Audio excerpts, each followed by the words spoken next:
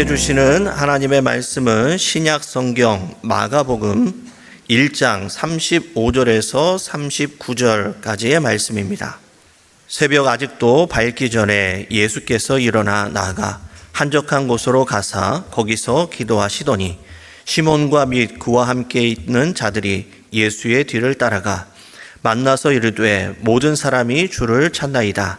이르시되 우리가 다른 가까운 마을들로 가자. 거기서도 전도하리니 내가 이를 위하여 왔노라 하시고 이에 온 갈릴리에 다니시며 그들의 여러 회당에서 전도하시고 또 귀신들을 내쫓으시더라. 아멘.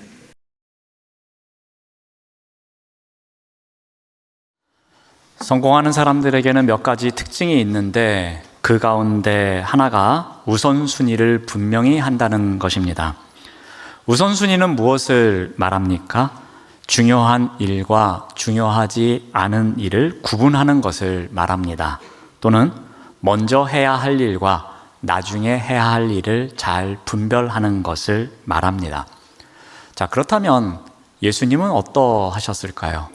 예수님께서는 어느 곳에 우선순위를 두고 살아내셨을까요? 예수님께서 공생애를 시작하시면서 제자들을 부르십니다.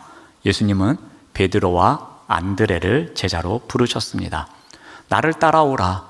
이제는 사람을 낚는 어부가 되리라 라고 말씀하십니다. 이에 베드로와 안드레는 그물을 버려두고 예수님을 따릅니다. 또한 예수님께서는 세베대의 아들 야고보와 요한을 부르십니다. 이들도 어부의 일을 잘 감당하고 있었습니다. 그때 예수님의 부름을 받습니다. 그러자 모든 것을 버려두고 그들 또한 예수님을 따릅니다. 이제 예수님께서는 안식일을 맞이하셔서 가버나움의 회당에서 가르치십니다. 그런데 예수님의 가르침을 받는 사람들이 깜짝 놀랍니다. 지금까지 들었던 서기관들의 가르침과는 전혀 달랐습니다. 권위가 있었습니다. 그래서 그들은 깜짝 놀랍니다. 여기서 끝나지 않습니다. 예수님은 귀신 들린 사람을 고쳐주십니다. 귀신이 예수님을 보자 예수님에게 하나님의 거룩한 자라고 말합니다. 그러자 예수님께서는 잠잠하라, 그 사람에게서 나오라 이렇게 말씀하십니다. 예수님의 한마디 말로, 예수님의 꾸짖음으로 더러운 귀신은 그 사람에게서 나갑니다.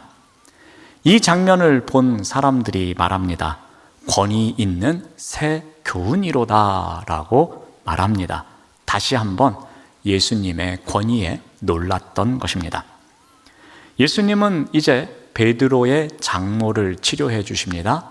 그리고 예수님을 만나러 온 병자들을 고쳐 주십니다. 또는 귀신 들린 사람에게서 귀신을 내쫓아 주십니다. 예수님은 사람들의 육적인 필요를 채워 주십니다. 이와 같은 일이 갈릴리 지역에서 일어납니다. 그러자 갈릴리에 있던 사람들이 예수를 만나기 위해 몰려옵니다. 예수님을 찾는 사람들이 점점 많아집니다. 예수님이 관심의 중심에 놓이게 됩니다. 예수님의 명성이 점점 높아지기 시작합니다. 자, 그런데 이러한 사람들의 반응과는 달리 예수님께서는 어떻게 하십니까? 오늘 본문 35절 말씀을 봅니다. 새벽 아직도 밝기 전에 예수께서 일어나 나가 한적한 곳으로 가사 거기서 기도하셨다. 성경은 이렇게 기록하고 있습니다. 예수님께서 일어난 시간, 아직도 어두컴컴한 이른 새벽이었습니다. 새벽에 예수님께서는 사람들이 없는 한적한 곳으로 향하십니다. 그리고 그곳에서 기도하십니다. 홀로 광야와 같은 그 한적한 곳에서 기도하시며 하나님과 깊은 교제를 합니다. 예수님은 일상에서 기도를 우선순위에서 제외하지 않으셨습니다. 새벽에 첫 생각과 첫 마음을 하나님께 드리기 위해서 한적한 곳을 찾아 그곳에서 하나님께 기도를 합니다. 예수님은 기도를 통해서 이 땅에서 자신이 해야 할 사명이 무엇인지를 다시 한번 돌아보고 다잡는 시간을 갖습니다. 자, 그런데 이러한 예수님의 모습과 다른 제자들의 모습이 나옵니다. 한적한 곳을 찾아서 기도하시는 예수님의 모습과 대조적인 제자들의 모습이 나옵니다. 36절에서 37절 말씀을 봅니다. 시몬과 및 그와 함께 있는 자들이 예수의 뒤를 따라가 만나서 이르되 모든 사람이 주를 찾습니다 라고 합니다. 제자들은 지금 어떻게 하고 있습니까? 자신들이 따르고 있는 선생님이 인기가 높아지고 있습니다. 명성이 점점 사람들에게 알려지고 있습니다. 제자들은 예수님이 사람들 앞에서 더 많은 인기와 명성을 누리는 것 때문에 고무적으로 변해버립니다. 이와 같은 마음을 나타내는 제자들의 행동이 무엇이냐면은 바로 뒤를 따라가라는 표현입니다. 이 단어는 집요하게 뒤쫓아갔다는 말입니다. 즉 예수님께서는 내가 한적한 곳에 가서 기도하고 올 테니 그때까지 기다려라 라고 말씀하셨습니다. 그런데 제자들이 지금 어떻게 하고 있습니까? 사람들이 여기저기에서 몰려와서 예수님을 찾으니까 기다리지 않고 예수님을 찾아간 것입니다. 집요하게 예수님을 찾아내서 예수님께 가서 예수님, 지금 사람들이 예수님을 찾고 있습니다. 여기서 지금 한가하게 기도하실 때가 아닙니다. 빨리 가셔서 예수님을 찾는 사람들에게 그들의 필요를 채워주셔야 합니다 하면서 요란을 피우고 있는 장면입니다. 그들은 이른 아침부터 많은 사람들이 자신의 선생님을 찾자 아마도 그 마음속에서 덩달아 흥분한 것 같습니다.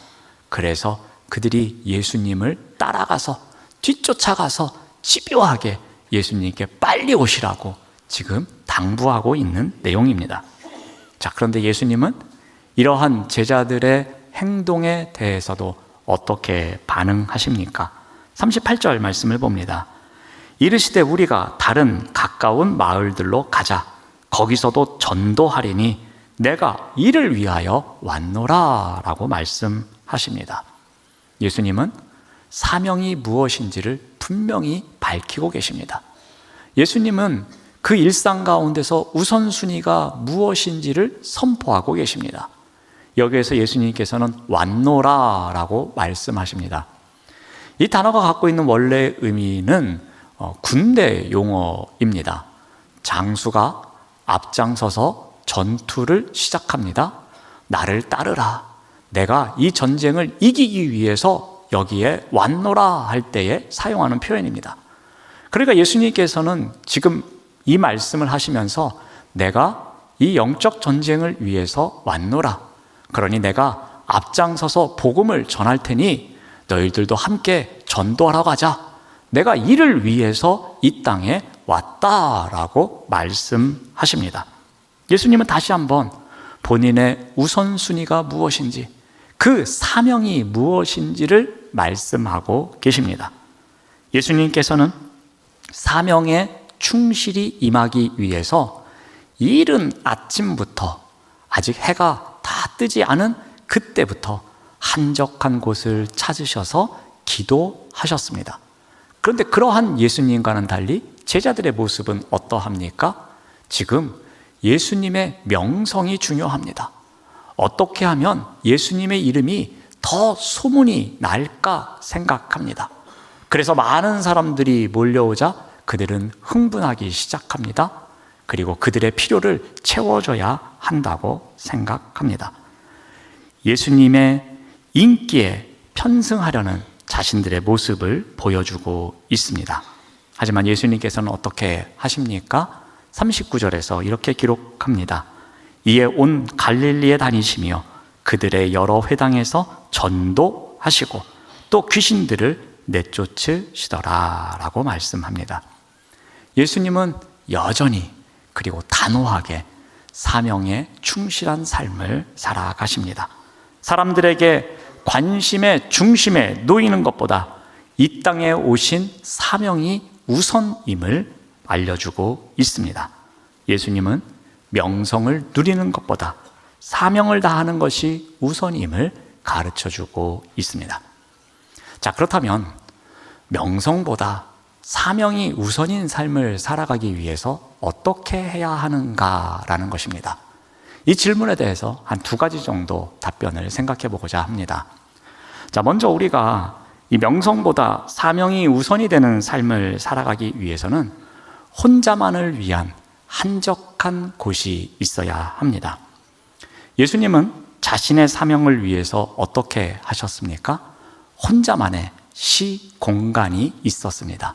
즉, 한적한 곳이 있었습니다. 예수님은 한적한 곳에서 무엇을 하셨습니까? 하나님과 더 깊은 교제를 나누셨습니다. 하나님과 대화하며 예수님의 사명을 위한 열정의 마음을 다잡았습니다. 한적한 곳은 예수님의 정체성이 무엇인지 깨닫게 하는 곳이었습니다. 한적한 곳은 예수님이 이 땅에 어떠한 목적으로 오셨는지 준비하는 자리였습니다. 그 한적한 자리에서 사명을 위해서 기도하는 삶을 사셨습니다. 바울 또한 마찬가지입니다. 사도행전 20장 13절의 말씀을 참고로 봅니다. 우리는 앞서 배를 타고 앗소에서 바울을 태우려고 그리로 가니 이는 바울이 걸어서 가고자 하여 그렇게 정하여 준 것이라. 이 말씀의 배경이 이러합니다. 드로아에서 7날 동안 복음을 전했습니다. 이제 드로아를 떠나서 앗소라는 곳으로 이동해야 했습니다. 그런데 특별한 이유 없이 앗소로 가는 길이 2가지 길이 나옵니다. 하나의 길은 배를 타고 가는 길인데 그 배를 타고 가는 길로 바울 선교팀이 갑니다. 그리고 바울이 홀로 육지로 앗소까지 걸어갑니다. 대략 60여 킬로미터입니다. 그 길을 바울이 홀로 걸어갈 테니 너희들은 배 타고 가라 하면서 지금 헤어진 상황을 이야기하고 있습니다. 자, 그렇다면 바울은 이 길을 왜 홀로 갔을까라는 것입니다. 바울은 홀로 그 60여 킬로미터를 걸어가면서 무엇을 했을까라는 질문을 던져봅니다. 우리가 쉽게 추측할 수 있습니다.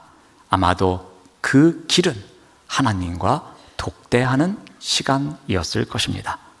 그 길은 하나님과 교제하며 하나님께 기도하며 결단의 시간을 갖는 길이었을 겁니다. 바울은 예수님처럼 조용히 무리를 떠나서 한적한 곳에서 기도하듯이 바울 또한 그 길을 가면서 하나님께 간절히 기도하는 시간을 가졌을 겁니다. 선교팀과 함께 배를 타고 가면서 이런저런 이야기하는 것 대신에 홀로 앗소로 가는 길을 거닐면서 하나님께 더 집중하는 시간을 가졌던 것입니다. 하나님의 뜻에 더 귀를 기울이면서 내가 감당해야 할 사명이 무엇인지를 돌아보았을 것입니다. 지금까지 걸어온 사명의 길이 올바른 길이었는지, 그리고 오늘 내가 가고 있는 이 길도 올바른 길인지, 그리고 내가 내일부터 가야 할 그 사명의 길이 과연 어떠한 길인지를 돌아보면서 기도하고 또 기도하는 시간을 가졌을 것입니다. 바울은 길을 거닐면서 침묵하는 가운데 하나님의 음성을 듣고자 했을 것입니다. 하나님께서 나를 통해서 이루시고자 하는 것이 무엇일까? 하나님의 뜻이 과연 무엇일까? 그런 마음으로 하나님의 음성을 듣고 또 듣는 시간, 그 시간이 60여 킬로미터를 걸어가는 시간이었을 것입니다. 무엇이 하나님께서 기뻐하시는 일일까? 진지하게 고민해보는 시간이었을 것입니다. 그리고 그 시간이 힘과 용기를 얻는 시간이었을 것입니다. 좌로나 우로나 흔들리지 않고 그 사명을 향하여서 직진하는 용기를 얻는 시간, 그 시간이 하나님께 홀로 기도하는 시간이었을 것입니다.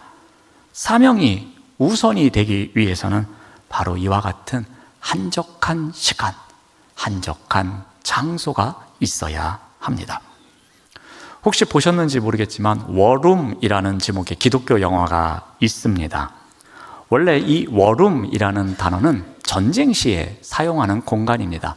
전쟁이 일어났을 때 어떤 작전을 회의하기 위해서 이렇게 참모들이 모이는 공간, 그리고 그곳에 상황판을 걸어두고 어느 쪽에서 문제가 있고 어느 쪽은 어떻게 공격을 해야 되고 또 어느 도시는 어떻게 방어를 해야 되는지 그런 전략을 세우는 곳이 워룸입니다. 근데 이 단어가 기업에서도 사용됩니다. 기업이 경영을 어떻게 해야 될지 논의하는 장소, 이 장소도 워룸입니다. 그래서 어떠한 부서에서는 이만큼의 손해가 생겼고 어떠한 부서에서는 이만큼의 이익이 생겼고 그러니 앞으로 어떠한 전략을 세워야 한다, 이렇게 하는 곳이 바로 워룸입니다. 근데 이 단어를 기독교에서도 사용합니다. 그것은 말 그대로 영적 싸움을 위해서 기도로 무장하는 곳, 그곳을 바로 워룸이라고 말합니다. 이 워룸이라는 영화에 한 가정의 이야기가 나옵니다. 이 가정의 남편은 제약회사에 다니는 고액 연봉자입니다. 근데 집에만 오면 아내랑 싸웁니다. 또 아내는 부동산 중개업을 합니다. 남편보다 수입이 적습니다. 근데 문제는 남동생이 돈벌이가 없어서 그 누나네 집에서 얹혀 삽니다. 그리고 이 문제로 부부가 가끔씩 갈등을 겪고 논쟁을 하고 싸움을 하게 됩니다. 또한 딸이 있는데 이 딸은 아빠와 엄마로부터 늘 상처를 받습니다. 말로 상처를 받습니다. 그래서 마음속이 그렇게 편안하지 못합니다. 그런데 아이러니하게도 이들은 16년째 교회를 열심히 다니고 있습니다. 주일이면 가서 형식적인 예배만 드리고 집으로 옵니다. 그러면 또 싸웁니다. 자, 그러던 어느 날 아내가 일을 하다가 클라라라는 아주 신실한 자매를 만나게 됩니다. 그러자 이야기를 하다가 자신의 아픔을 이야기합니다. 내가 남편을 이렇게 미워하고 남편과 늘 싸우고 딸에게 상처를 주고 이렇게 힘든 삶을 살고 있노라고 말합니다. 그러자 이 클라라가 기도로 싸워서 이겨야 합니다 라고 말합니다.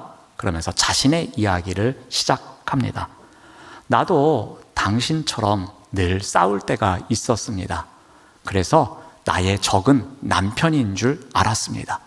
그래서 그 남편을 미워하고 증오하면서 늘 싸움이 일싸움의 일색이었습니다. 그러던 어느 날 이렇게 살면 안 되겠다 생각해서 성경 공부를 시작했습니다. 그랬더니 내가 할 수 없는 일을 하나님께서 해주실 것이라는 믿음이 생겼습니다. 그래서 그때부터 기도하기 시작했습니다. 그랬더니 내가 잘못된 적과 싸우고 있었다는 사실을 깨달았습니다. 남편이 나의 적이 아닌데 내가 지금 남편과 싸우고 있었던 나의 모습을 발견하게 되었습니다. 그러다 보니 남편뿐만이 아니라 다른 가족까지도 미워하는 일이 생겼습니다. 그래서 그것을 놓고 기도하기 시작했습니다. 말씀을 배우고 그 말씀을 붙잡고 그 말씀 중심으로 기도하기 시작했습니다. 기도하는 공간을 만들었습니다. 그곳에서 날마다 기도하기 시작했습니다. 하나님이 필요합니다. 하나님께서 일해 주십시오. 하나님, 이 일이 생겼습니다. 지금 하나님이 필요합니다. 하면서 늘 기도하는 워룸의 이야기를 합니다. 자, 그러자 엘리자베스가 이 클라라에게 묻습니다. 그렇다면 제가 어디서부터 해야 할지 모르겠습니다. 어떻게 해야 할지 모르겠습니다. 라고 질문합니다. 그러자 클라라가 이렇게 답합니다. 당신도 좋아하는 말씀이 있습니다. 당신도 소중하게 생각하는 말씀이 있습니다. 그러면 그 말씀부터 시작하십시오. 그 말씀을 붙잡고 그 말씀 가운데서 기도하기 시작하십시오. 그 말씀으로 기도하면서 하나님이 필요합니다. 하나님이 필요합니다. 이렇게 기도하십시오라고 가르쳐 줍니다. 그래서 엘리자베스가 자신의 드레스룸을 워룸으로 바꾸기 시작합니다. 포스트잇에 자신이 좋아하는 말씀을 한 구절 적습니다. 그리고 그것을 벽에 붙입니다. 그리고 그 말씀을 보면서, 그 말씀을 묵상하면서, 그 말씀을 붙잡으면서 기도하기 시작합니다. 하나님이 필요합니다. 하나님이 필요합니다 하고 기도합니다. 그리고 그런 과정을 통해서 여러 기적을 경험한 이야기를 다루는 영화입니다. 지금도 우리는 많은 선택과 고민 속에 살아갑니다. 때로는 여러 가지 생각들이 우리의 마음을 복잡하게 만들 때도 있습니다. 그때 우리는 하나님의 음성에 귀를 기울이기 위해서 우리가 침묵하는 시간 또는 기도하는 시간이 필요합니다. 때로는 더욱 간절히 무릎을 꿇고 기다리며 인내하는 시간이 필요하기도 합니다.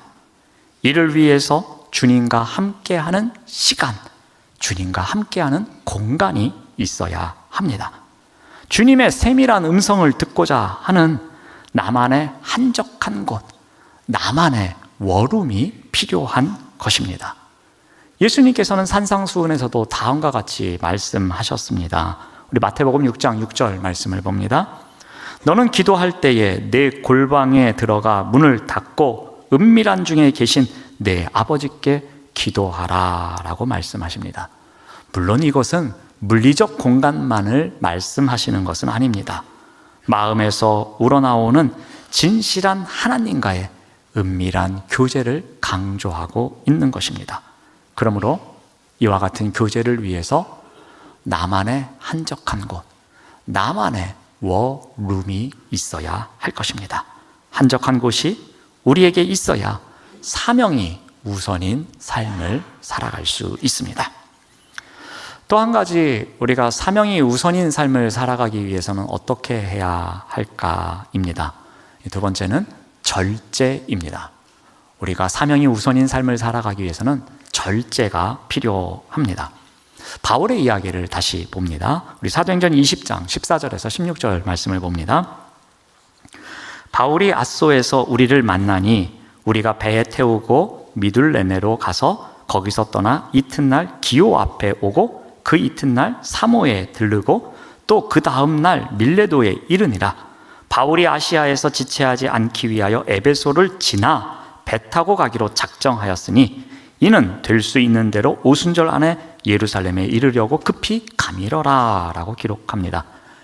지금 바울이 이동하는 과정을 기록하고 있습니다. 그런데 특색이 한 가지 있습니다. 이튿날에 어디로 가고 그 다음날에 어디로 가면서 아주 일정의 긴박성을 묘사하고 있습니다. 목적지로 급히 가기 위해서 서두르고 있는 바울 선교팀의 모습을 14절부터 16절까지 기록하고 있습니다. 더군다나 바울이 에베소에 들르지 않고 그냥 지나친다고 기록하고 있습니다. 바울에게 에베소는 너무나도 특별한 도시입니다.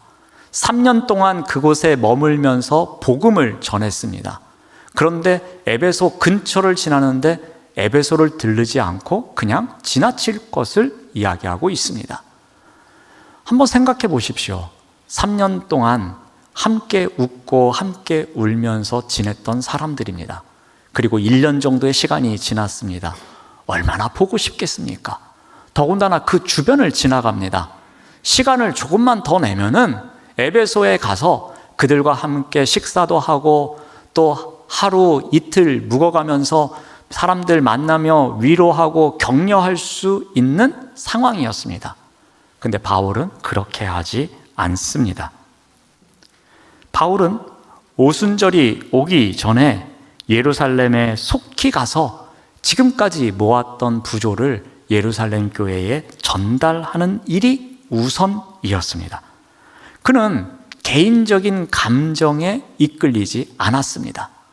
자신이 생각하고 있는 것은 자신의 감정은 지금 빨리 에베소로 가서 어떻게 해서든지 사람들 보고 갔으면 좋겠다, 이런 마음을 가질 수 있었습니다.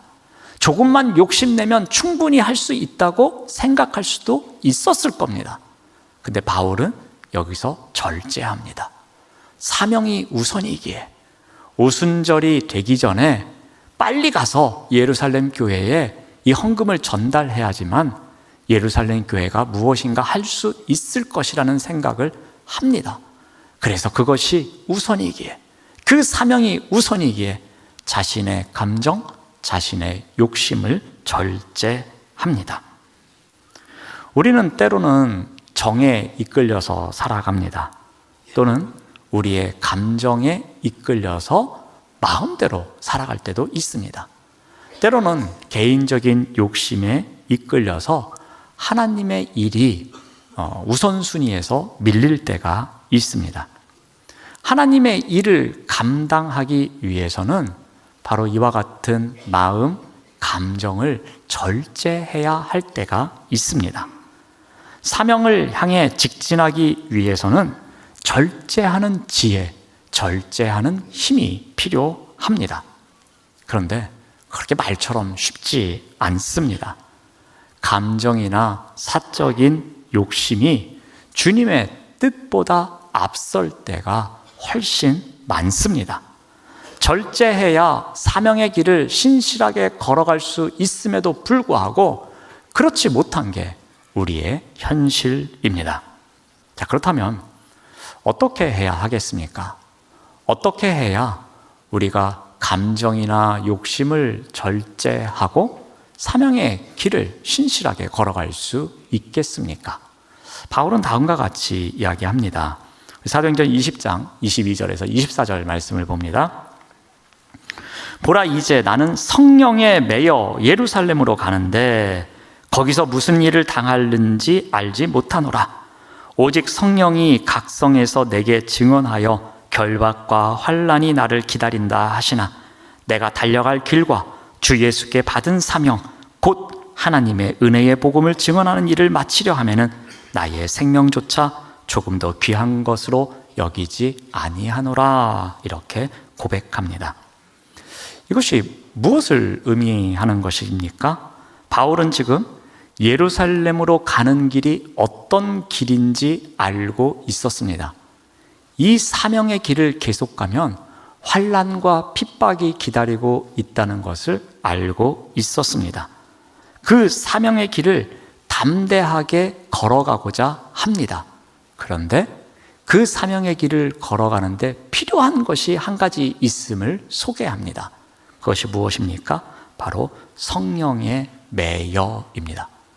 성령의 매여, 비록 환난과 핍박이 기다리고 있는 사명의 길이지만 내 마음으로는, 내 욕심으로는 이 길을 가지 않고 내가 좀 더 편하게 살았으면 좋겠는데, 내가 에베소에서 그냥 눌러 있으면은 예루살렘으로 안 가면 이런 일이 안 생길 텐데, 그런 마음이 생길 수도 있었습니다. 하지만 그 모든 것을 절제합니다. 오직 그 사명의 길을 가고자 합니다. 그런데 어떻게 해요? 성령에 매여서 그 길을 가고 있노라고 고백하고 있습니다. 바울은 그 길이 성령에 매여 있기에 갈 수 있는 길임을 고백하고 있습니다. 성령에 매여 하나님의 은혜의 복음을 증언하는 일을 다 하기까지 생명을 아끼지 않을 것이라고 고백하고 있습니다. 여러분, 우리는 무엇인가에 매여서 살아갑니다. 어떤 사람은 돈에 매여서 살아갑니다. 어떤 사람은 명예에 매여서 살아갑니다. 어떤 사람은 권력에 매여서 살아갑니다. 어떤 사람은 쾌락에 매여서 살아갑니다. 더 비참한 것은 무엇에 매여서 살아가고 있는지조차도 모르는 경우가 있는데 이것이 더 마음 아픈 일입니다. 그런데 바울은 어떻게 합니까? 그 모든 것을 배설물로 여겼습니다. 오직 그는 성령에 매여 있다고 고백합니다. 비록 그가 가는 길에 결박과 환난이 기다리고 있을지라도 자신을 매어 끌고 가시는 분, 그 성령님을 전적으로 신뢰하며 자신의 모든 것을 맡기고 내려놓고 가고 있습니다. 그는 사명의 길을 가기 위해서 자신의 욕심을 절제합니다. 자신의 감정을 내려놓습니다. 이를 위해서 오직 성령에 매여 갈 수 있기를 간구하고 있습니다. 절제가 우리에게 있어야 우리가 사명이 우선인 삶을 살아갈 수 있습니다. 절제는 우리의 능력으로만, 우리의 힘으로만은 불가능한 것입니다. 우리의 능력이 되시는 성령에 매여 살아갈 때 진정한 절제를 할 수 있습니다. 그래야 우리가 사명이 우선이 된 삶을 살아갈 수 있는 법입니다. 사랑하는 여러분, 명성보다 사명이 우선이 된 삶을 살아가시기를 바랍니다. 예수님처럼 사명이 우리의 우선순위의 앞에 있는 삶이 되기를 바랍니다. 이를 위해서 어떻게 해야 하겠습니까? 오늘 두 가지를 나눴습니다. 먼저 혼자만을 위한 한적한 곳이 있어야 합니다. 우리의 사명의 길을 신실하게 걸어갈 수 있도록 기도로 싸울 수 있는 워룸이 우리에게 있어야 하는 것입니다. 물리적인 공간만을 이야기하지 않습니다. 내 마음의 기도의 골방이 있어야 할 것입니다. 말씀을 묵상하며 그 말씀을 붙잡고 그 말씀 가운데 살아가는 가운데서 우리가 기도하는 워룸이 우리에게 있어야 우리가 사명이 우선이 된 삶을 살아갈 수 있습니다. 또한 절제가 있어야 합니다. 우리가 사명의 길을 신실하게 걸어가기 위해서는 감정과 욕심을 절제할 수 있어야 합니다. 이를 위해서는 성령에 매여 있기를 간구해야 할 것입니다. 우리의 힘만으로는 안 됩니다. 우리의 지혜로는 불가능한 일입니다. 성령에 매여 있어야 절제할 수 있음을 우리가 기억하며 성령에 매여 살아가게 해 주십시오 간구하는 삶이 있어야 할 것입니다. 나만을 위한 한적한 곳에서 주님께 간구하며 성령에 매여 언제나 사명이 우선이 되는 삶을 살아내시는 우리 모두가 되시기를 바랍니다. 기도하겠습니다. 하나님 감사합니다. 우리의 일상 가운데 사명이 우선되기를 기도하는 한적한 곳이 있게 하옵시며 어떠한 환난과 수고로운 가운데서도 성령에 매여 끝까지 사명의 길을 걸어갈 수 있도록 인도하여 주시옵소서. 예수님의 이름으로 기도드립니다. 아멘.